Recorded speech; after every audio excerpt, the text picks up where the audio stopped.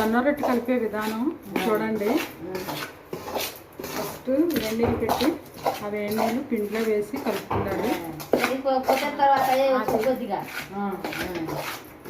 అది మనకి మన సైడ్కి వేసుకోరు కదా. కొత్తగూడెం ఊరిలో వచ్చాము, అక్కడ జొన్న రొట్టె చేస్తున్నారు, అది వీడియో చేస్తున్నాం అన్నమాట. ఇలా చేసుకుంటే ఈజీగా అయిపోతాయి జొన్న రొట్టె.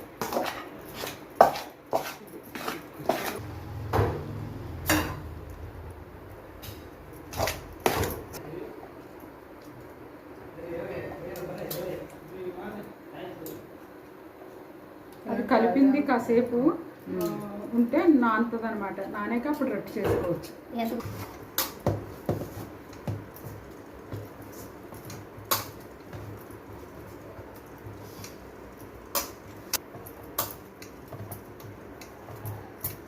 పోయేవాళ్ళు అందరూ మా వెనక ఊరు పోయేవాళ్ళు తెలుగు అలా మెత్తగా కలిపితే రొట్టె స్మూత్గా వస్తుంది అన్నమాట. అందుకని అదిగో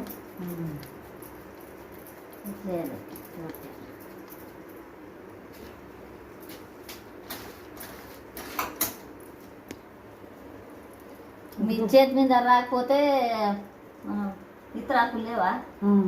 ఇలా ఇలా వేసుకోవచ్చు. ఇతరాకు మీద వేసి చూడండి చేస్తే ఎంత చక్కగా చేస్తున్నారు. తర్వాత ఇదిగో పేపర్కి నూనె రాసి అలా చేసేస్తున్నారు. పెద్ద రొట్టె చేస్తున్నారు దాన్ని.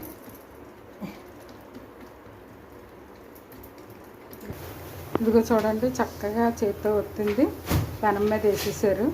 అది ఉడికాక బ్యాక్ చేస్తారు.